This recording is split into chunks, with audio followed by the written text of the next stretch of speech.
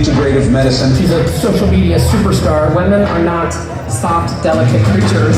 We all have the ability inside of ourselves to heal our body and to live our best life.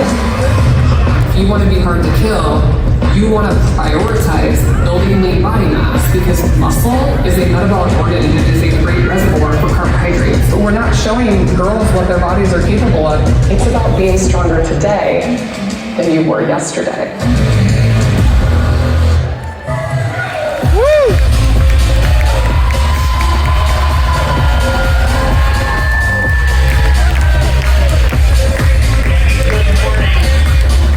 It is so good to see you. It's been too long. Glad to connect with you again. Let's get started just talking about your background. You have an interesting one, a bit mixed. OBGYN, functional medicine physician, and exercise scientist. How has that intersection of knowledge and training shaped the way you approach women's health and metabolic health? Well, I was a collegiate athlete, getting a degree in nutrition and exercise science. Then I went to medical school. You would think I had all the knowledge in the world, how to be healthy. Yeah. But doctors are humans. And that transition into medical school, I'm sitting in libraries, I'm studying for tests on Saturdays. My health started to go down. I wasn't lifting weights anymore. So after I had my 3 children and had a huge awakening in my life, I realized all they taught me in medical school was lifestyle, lifestyle, lifestyle. But they didn't give me the tools to do that. So I went back and did an integrative medicine fellowship, and it completely transformed how I treat patients. I look at patients very differently than most doctors do. Yes, you'd already been practicing as a physician and knew there's something I don't know here. I need to go back and get a little more training. Yes. Yeah, boy, I love that humility. And as a physician, I think we should walk the walk and talk the talk. Oh, yeah. I mean, I can have all the knowledge in the world, but if you don't know how to apply it, and you don't know how to show patients how to do it, I mean, I'm a mom of 3, I'm a full-time physician. Amen. I still get it done. Yeah, no, I totally agree. Fantastic. Yeah. Also, tell us, why do women tend to lose more muscle a little more easily during perimenopause and menopause? And then what are the key strategies in your mind as you teach your patients and anyone willing to listen? What are strategies they can integrate in order to prevent and even reverse some of that strength and muscle mass loss? Well, first of all, we're not telling little girls and young women how to build lean mass early in their life. So many of these women are coming into the perimenopausal transition already behind the mark because of their bones and the strength of their muscle. And then what happens is we start losing estrogen production from the ovaries. And estrogen is really important for our muscles. So as we lose estrogen, we lose something called satellite cell proliferation. Muscle cells literally start dying. There's more inflammation in the muscle. There's more insulin resistance in the muscle. And then what happens? We don't feel good. We don't want to move. We don't want to exercise. Right. We're tired. Right. It's like the last thing we want to do.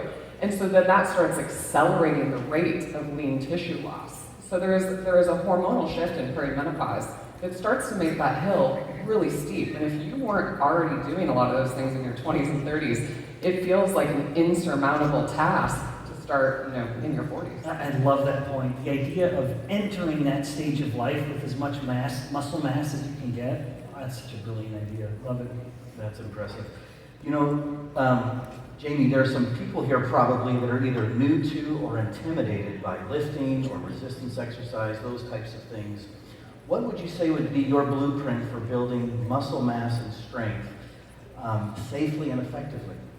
Okay, so everybody knows my motto is eat protein and lift weights. Okay, so one nutritional strategy that you have to implement is more protein. And women are really not good about eating protein. They're eating little small, 10 grams here, 15 grams here. Maybe a little chicken on the salad. Yeah, they're not getting a huge bolus of protein. And protein is important for muscle protein synthesis.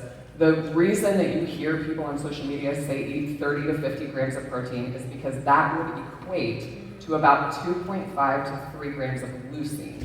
And leucine is an amino acid that's essential. And so eating 30 to 50 is going to give you that amount of leucine. There's other things that are really important too, like creatine. But when it comes to resistance training, the amount of work required to see benefit is actually quite small. I talked about this in my TED Talk. They took a population of women 65 and older. I mean, these are your grandmas. And they did resistance bands. We're not talking like big barbell back squats, but resistance bands. And they did it 3 times a week, and they did a certain amount of intensity and volume and frequency and progression. And over an 8-week time span, they got stronger, they had more stability, less likely to fall. Just resistance bands. So easy. And you can even do body weight. You can do body weight. If you are just starting, you can literally just do body weight exercise. We all have a weight, right? And we can use gravity. So start where you are and then progress over time. Yeah, brilliant. Yeah, love it. Thank you. You actually mentioned maybe one or two of these already, but let's just really hit the nail on the head here.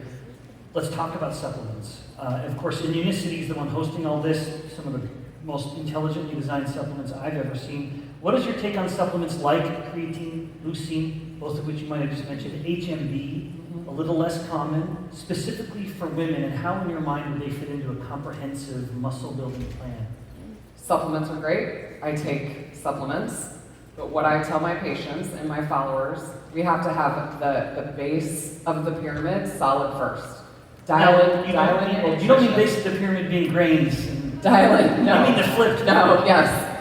And so, lifestyle is super important. If you think that just, taking a bunch of supplements and eating donuts and laying on the couch all day is going to make you hard to kill, that's definitely not the case. But creatine is so important. And because women don't eat a lot of protein, they're not eating red meat and good dietary sources of creatine. And then when you cook your steak, you actually deplete the amount of creatine in it. Even if you stew it or boil it with searing steaks and things like that, it lowers the creatine and actually a little bit gets made into creatinine. So to eat the amount of creatine you need that they show in the studies, which is like 3 to 5 grams to support muscle health and now a lot of literature with brain health, you'd have to be eating a pound or 2 of meat. So creatine is one that almost everybody has to supplement. I'm a huge fan of creatine. Leucine, so amino acid supplementation. Once again, try to eat the whole protein.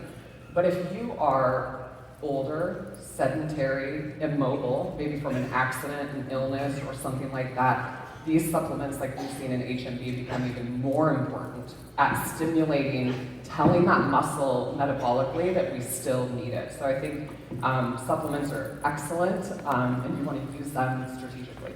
In fact, what I love about that answer, not only do I agree with everything you said, there was a paper just published about a week or 2 ago. It looked at adults, and I think it was ages like 60 to 80. It was a 6-week or so protocol, both weight training, one placebo group, the other group was just getting creatine and HMB, and they had in various exercises as much as a 40% increase in strength. Yes. With just that one single addition. Yeah, it's huge, which it seems like the only way people look at aging is this steady loss of muscle mass and function. We want to try to flatten that slope as much as we can. So that's a great way to do it. Yes. Combined with smart exercise. Yes. Yeah, wonderful. Okay, Jamie, let's wrap up our time with you with some rapid fire questions. Let's do it. Great. All right, so let's keep talking about women. It's such a popular topic. What's your favorite muscle building exercise, specifically for women? It's going to be unpopular, but the squat in any variety is an excellent exercise. It's a compound movement. So whether it's body weight squats, whether it's a barbell back squat, whether it's a trap or a hex bar dead, or even split squats, Bulgarian squats, whatever.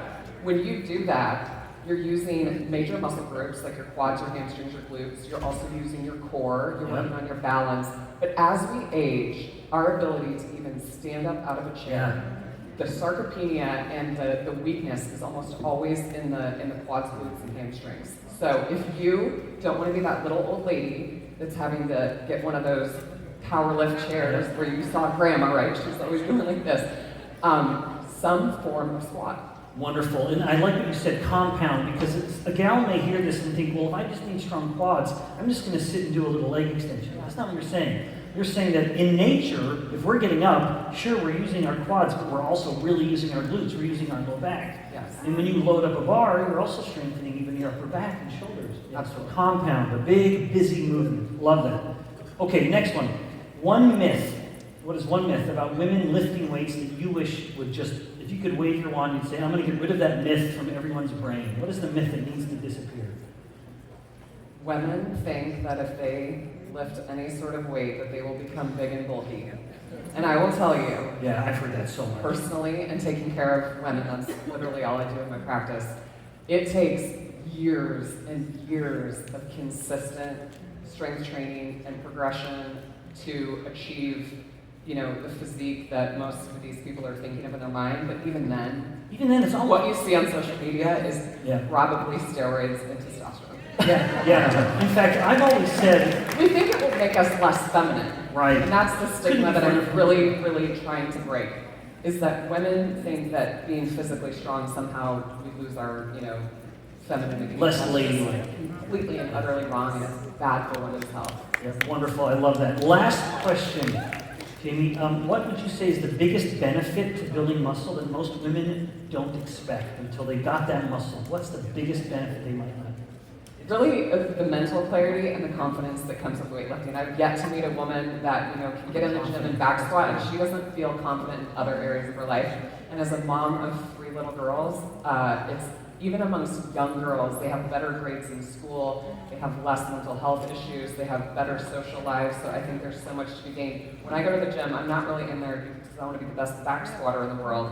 I'm training for life. I'm training to be able to take care of my kids for a really long time and one day make my great. Be a big healthy grandma. Love it. Jamie, thank you so much. Wonderful. Thank you very much.